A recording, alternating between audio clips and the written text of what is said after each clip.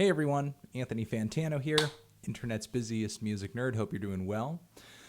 Starting and embarking on a new series on this channel, Starter Pack, where I recommend a handful of records to you in a particular genre, so that you can go out and sort of listen to those records and get into the genre and sort of have a good foundation, a good starter base to sort of explore the sound further, or at least, kind of have a baseline of what the sound and what the style is.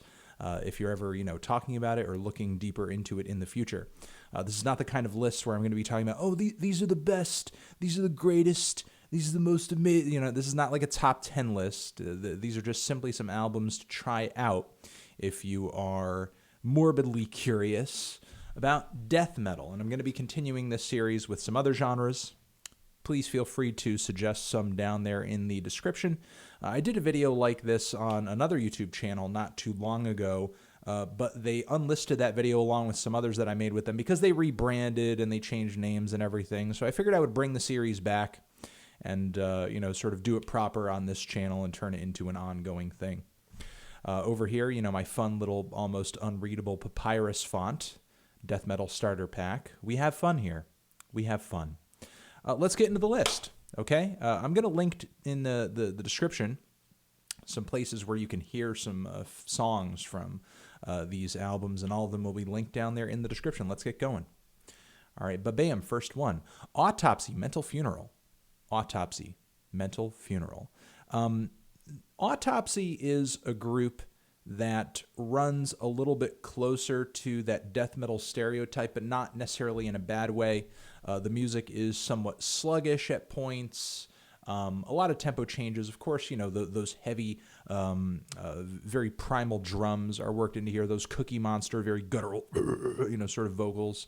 However, Autopsy, they're not like Cannibal Corpse. They're not quite as meat and potatoes as some more basic death metal bands out there. There are some very gruesome and very amazing sort of bits of guitar work on this album that are very dynamic and very interesting and somewhat technical, maybe not as flashy as like a Death or something like that.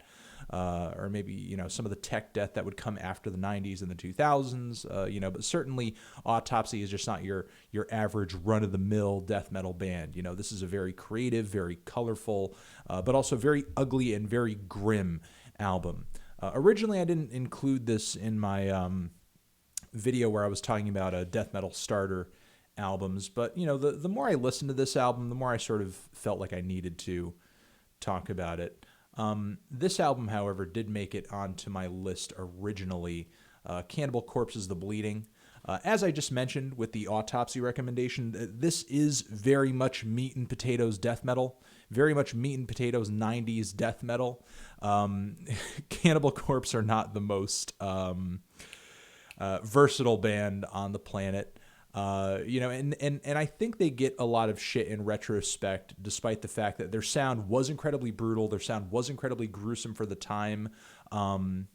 They sort of ran with a lot of very ugly and vile and offensive themes in their music, like many death metal bands did in the 90s. However, I think a lot of the more artful ones sort of rose to the top.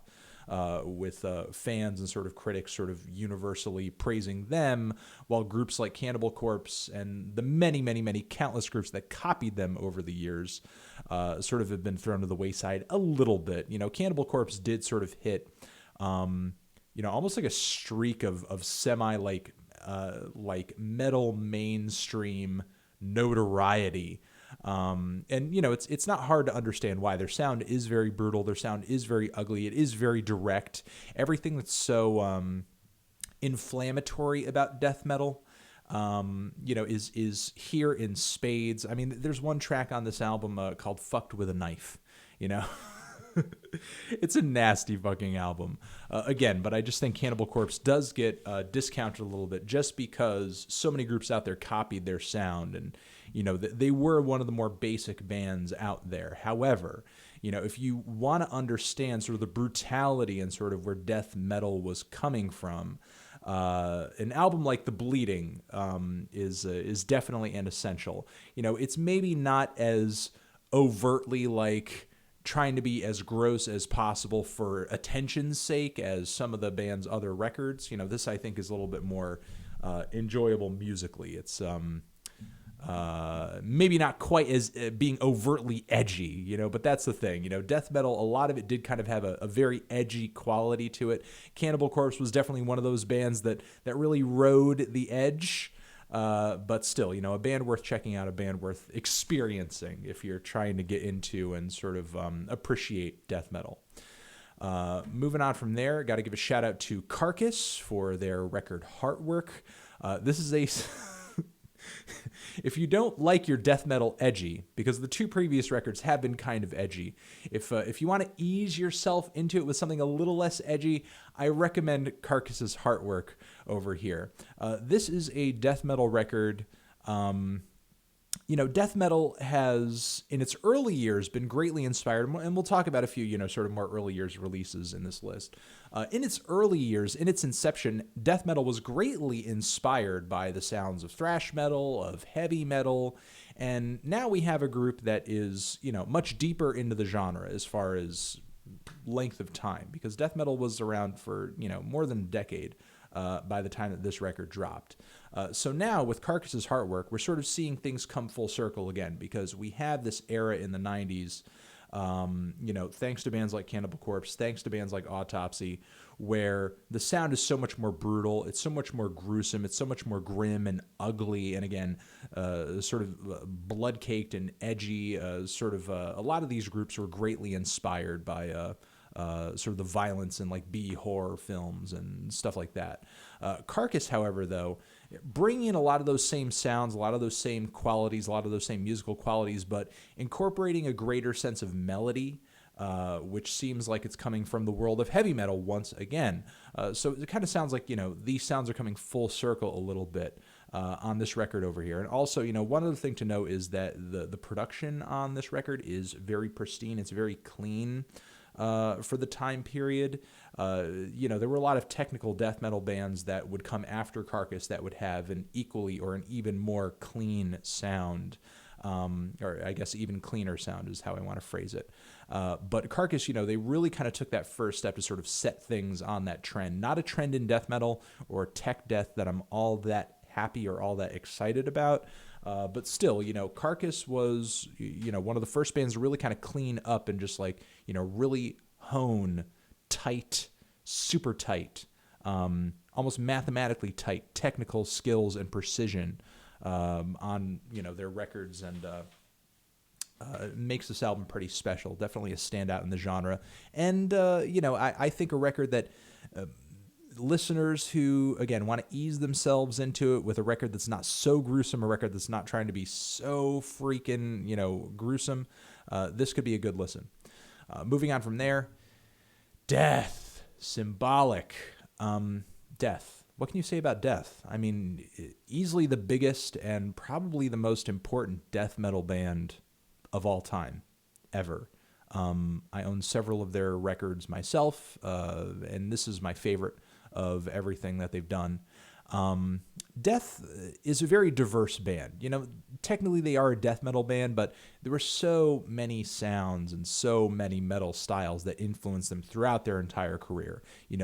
They were far and away from just simply one of these meat and potatoes, stereotypical death metal bands. They were very technical.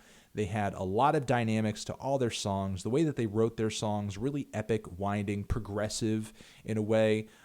It's kind of difficult, in my opinion, to boil Death simply down to being a death metal band. But, they do meet many of the requirements for being a death metal band, and though, again, they were much more than just simply a death metal band from beginning to end. Of course, if you listen to this, you're going to catch elements of heavy metal in the riff writing, in the guitar solos. You're going to catch elements of thrash metal in the riff writing and the guitar soloing. But again, just a very brutal, but also a very nimble sound. It's not one of these super slow, sluggish, chuggy kind of death metal records that's just, constantly dark, constantly grim, trying to offend or shock you with, super, super horrifying lyrics or anything like that. Though, Death definitely is not an easy listener's band. They definitely were a dark and a very grim group. But, that's not all that they had in their tool belt. That's not all that they had in their repertoire. So give it a listen, please. If you try out any of these records, out of morbid curiosity, make it this one, because it's an excellent metal record all around, not just simply by death metal standards, but in the greater metal world as well. There's a reason why Death is celebrated as the greatest death metal band, and records like this are why exactly that is. Moving on from there. A classic, a very early classic in the death metal genre, Morbid Angels, Altars of Madness, excuse me. I'm ranting and rambling here, and these are typically things like, hey, I add an S onto the end of a word that I cut out of a review or something because I sort of misspeak or whatever. But moving on from here, Morbid Angel, Altars of Madness. Again, very early death metal record, like late 80s that this dropped, and death metal sort of... I want to say peak of kind of his signature sound, I would say, is more in the 90s. But still, it took records like this to sort of set the stage for it, set the tone for it, inspire bands to move on and sort of create the sounds of a Cannibal Corpse or an Autopsy or, whatever.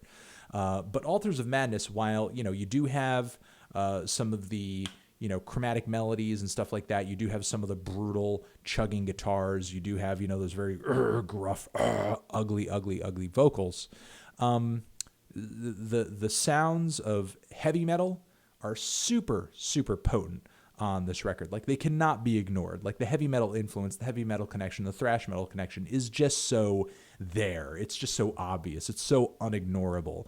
And I feel like releases like this are not only important just because they're so early on in the genre, but I feel like it would be easier for a lot of music listeners to get into death metal if they sort of listen to some of the earlier stuff and understand where genetically it was coming from in the metal music tree. Because once you sort of listen to records like this and you sort of make those connections to heavy metal and thrash metal, which many more music fans are familiar with, then I feel like you can get into some of the more potent stuff, get into some of the harder stuff, and sort of understand where it's going in the direction and where it's coming from.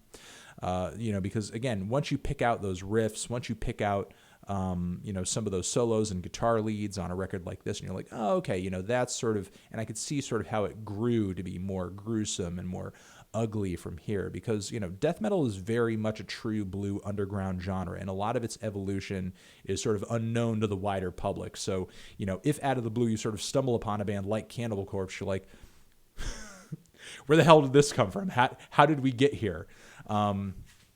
It's records like this that brought us there. And that's definitely the case for an even earlier album from the band Possessed, Seven Churches. This is my final recommendation in this list.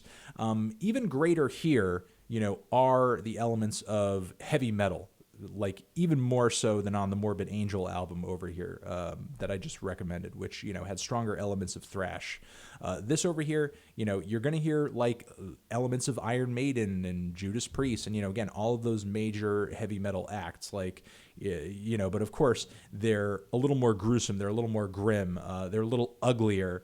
The brutal, sort of gruff vocals are at play. And the riff writing is, a little less melodic, and it's just a little bit more dissonant and ugly and grim and dark. Which, keep in mind, a lot of these bands are trying to, sort of be as dark and as negative and as hellish and as like, almost like anti-Christ as possible, because, that's like the whole death metal deal, to be shocking, to be blasphemous.